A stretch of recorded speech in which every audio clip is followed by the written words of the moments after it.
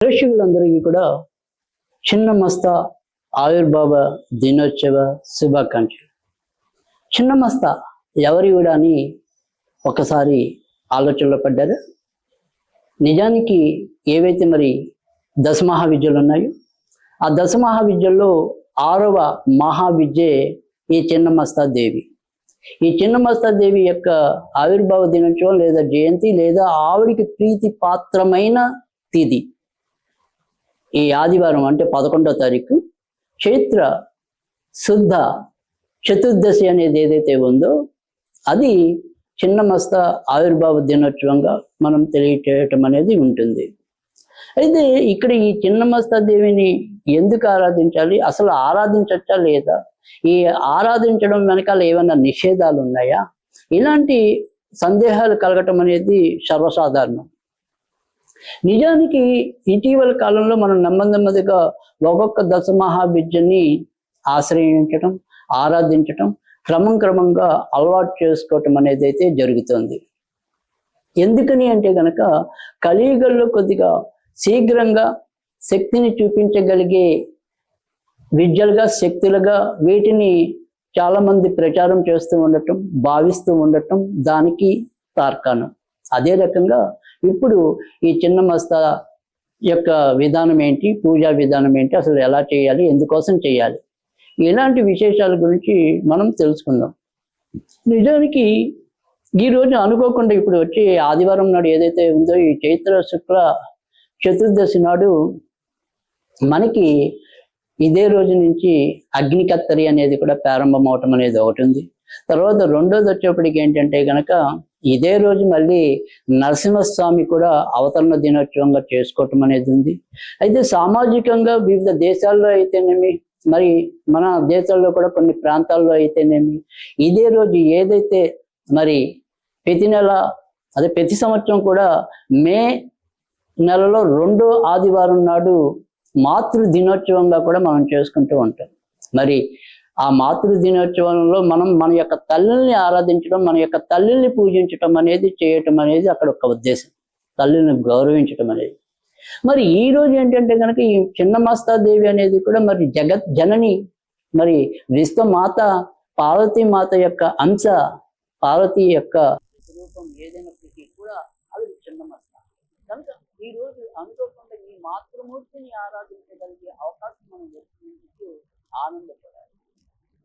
ఈవిని చిన్నమస్తా అంటే కనుక ఇక్కడ ఏంటంటే కనుక ఈవిడి యొక్క కథలు ప్రధానంగా ఏదైనప్పటికీ కూడా అంటే ఈ దశమహావిద్య కథలన్నీ కూడా రకరకాల పురాణాల్లో రకరకాలుగా అంటే ఒకే చోట ఒకే రకంగా కూడా కొంత తద్విరుద్ధంగా కూడా కొన్ని కథలు కనపడుతూ ఉంటాయి. ఇక్కడ మీరు కనుక ఈ రూపాన్ని కనుక గమనించినట్లయితే కనుక చాలా భిన్నంగా ఉండటం అనేది అంటే ఇక్కడ మనకి దశమహావిద్యలో ధూమవతి అనేది వైదవ్యమూర్తిగా పూర్తి విభిన్నంగా ఒక చాట పట్టుకుని చాలా సృష్టించిన దేహంతో కనపడటం అనేది వస్తే ఇక్కడ ఈవిడు కూడా చిన్నమస్తా కూడా చాలా విచిత్రమైన ఆకృతిలో అంటే తలే నరుక్కుని అక్కడ రక్తోద్ధారం పడుతూ ఉంటే తను పట్టుకున్న తన తల మీద ఒక రక్తోద్ధార పడుతూ ఉంటుంది. పక్కన 2 చెలికత్తులు ఉంటారు. ఆ చెలికత్తుల ఆ రక్తాన్ని సేవిస్తూ ఉండటం అనేది కింద గతి కార్యంలో ఒక జంట ఉండటం అనేది, ఆ జంట మీద కూడా ఆసీనురాలై ఉండటం అనేది మనం చూస్తూ ఉంటాం. ఇదంతా చాలా విచిత్రంగా మనకి అనిపిస్తూ ఉంటుంది. పైగా భయం కూడా కలుగుతుంటున్నాము, ఈ దేవత జోలికి వెళ్ళకూడదు అన్నమాట, రూపమే చాలా విభిన్నంగా ఉంది బాబోయ్ అని భయపడే వాళ్ళు కూడా ఉంటారు. కానీ ఎవరైతే మరి మనకి సిద్ధ పురుషులు ఉన్నారో, సిద్ధ యోగులు ఉన్నారో అలాంటి వాళ్ళందరూ కూడా ఈ అంతా కొంత చిన్నమస్తా దేవిని ఆరాధించి ధరించిన వారు. అలాంటి వారిలోకి వచ్చేప్పటికి ఏంటంటే ముఖ్యంగా గణపతి మహాముని అయితేనేమి, మరి పుట్టాల పీఠం యొక్క వ్యవస్థాపకుడు మౌని స్వామి అయితేనేమి, తర్వాత మరి సిద్ధేశ్వరానంద పాత్రని, ఇలా ఎంతో మంది సద్గురువులు కూడా ఈమె యొక్క ఏదైతే శక్తి ఉందో ఆ శక్తిని ఆరాధించి సిద్ధి పొందారని చెప్పి కూడా కొంతమంది తెలియజేయడం అనేది ప్రత్యేకం. అలా ఏదైతే మనకి ఏదైతే మరి ఇక్కడ ఈ దశమహావిద్యను ఫస్ట్ మనకి కొంత సామాజికంగా తెలియడానికి ప్రచారం కల్పించడంలో కొమరగోలు సుబ్బారావు గారు, తర్వాత మరి దేవరకొండ శాస్త్రీరావు గారు, వీరు కొంతవరకు వీటిని ఈ దశమాదిత్యులు మనకు ముందు పరిచయం చేస్తూ తర్వాత వచ్చేసి ఇంకా అనేక మంది ముఖ్యంగా సిద్ధేశ్వరానంద దాసి గారు తన యొక్క ఆలయాల్లో కానీ తన యొక్క ఆశ్రమాల్లో కానీ కొంతవరకు ఈ దశమాదిత్యులను ప్రతిష్ఠించారు. తర్వాత వారి యొక్క ఆరాధన ఇంకా జనబాహుల్యాలకు మరింత విస్తృతంగా పరిచయం చేయడం అనేది కూడా జరిగింది. సరే, ఇక్కడ మనం ఎందుకు చేసుకోవాలి ఈ జన్మత అనేది కనుక చూసినట్లయితే, సరే ఇంతకు మనం ఒక కథ చెప్తున్నాం. అప్పుడు ఆ రూపం ఏంటి, ఆ రూపానికి ఉన్న వెనకాల ఉన్న కథ ఏం చేయాలి ఆలోచిస్తే, ఒకనొక సందర్భంలో పార్వతీ శివుని గురించి ఆలోచిస్తూ తనతో ఉన్న చెలికత్తుల గురించి మర్చిపోతూ మైమర్చిపోయి ఆవిడ యొక్క కళల్లో ఆవిడ ఉండగా వీరు చీటికి మరిచి అమ్మ మాకు ఆకలిస్తుంది ఏదైనా పెట్టు, అమ్మ మాకు ఆకలిస్తుంది ఏదైనా పెట్టు అని చెప్పి వారి పలు విధాలుగా ఆమెను విసిగిస్తే ఆమె విసిగి చేస్తారు. ఆ పాపల్లో తన తల తనే నరుకుని ఈ రత్నాన్ని ఆహారంగా స్వీకరించిందని తెలియజేసింది.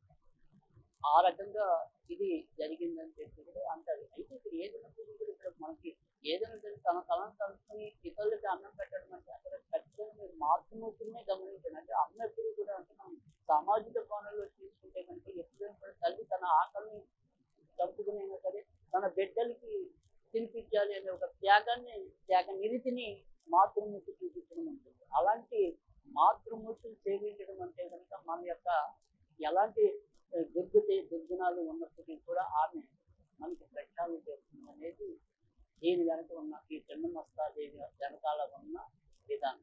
తర్వాత రెండోది వచ్చేప్పటికి ఏంటంటే ఇవాళ ఇందాక మనం చెప్తున్నాం మాతృమూర్తి అంటే మన ఇంట్లో మన తల్లి కూడా మన పాప తను ఎన్ని ఇబ్బందులు పడినప్పుడు కూడా తన పిల్లలు బాగుండాలి అని కోరుకుంటుంది.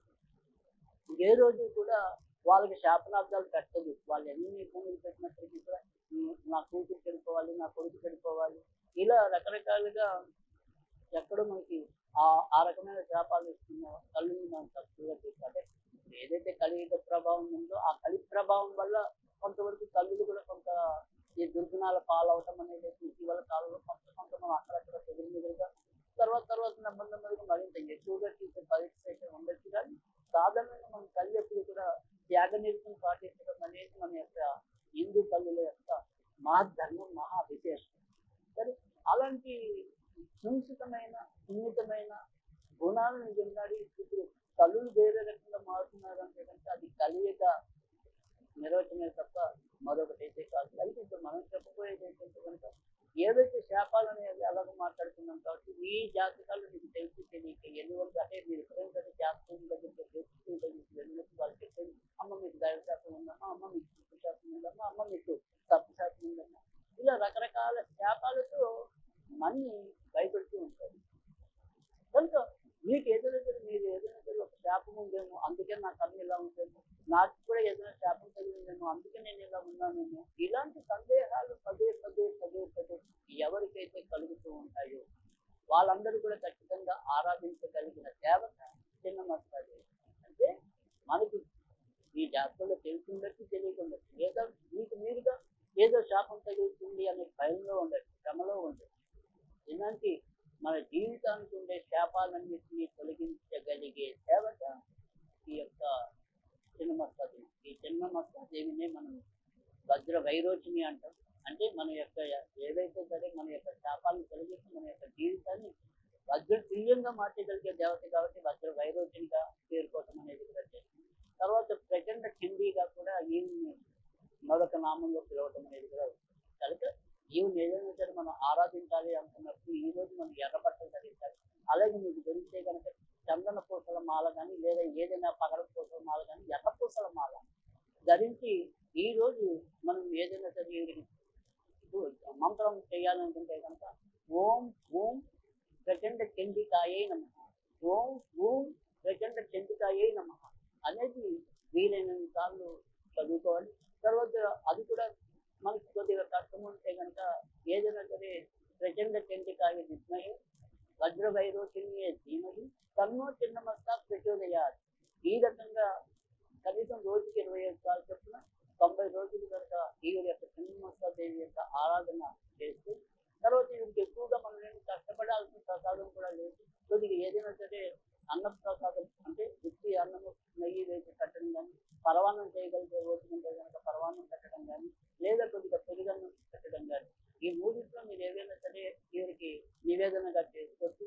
ఈ రకంగా మీరు ఈ చిన్నమస్త జయంతి నుంచి ప్రారంభించి ఆ రకంగా మీరు కొనసాగించినట్టయితే తప్పకుండా మీకు మంచి ఉంటుంది. పైగా మనకి ఏదైతే మన జాతకంలో తెలిసి తెలియని శాపాలు ఏవైతే ఉంటాయో ఆ శాపాల నుంచి మీరు బయటకు రావడానికి కూడా ఆస్కారం ఉంటుంది. కనుక శాపాలు పటాపంచలు చేయగలిగే ప్రచండ చండిని ఆరాధించడం అనేది అనివార్యం. కనుక చిన్నమస్త దేవి ఇంకా మీకు ఏదైనా తెలుసుకోవాలనుకుంటే ఆవిడ సంబంధించిన ఆవిడ మీద రచించిన గ్రంథాలు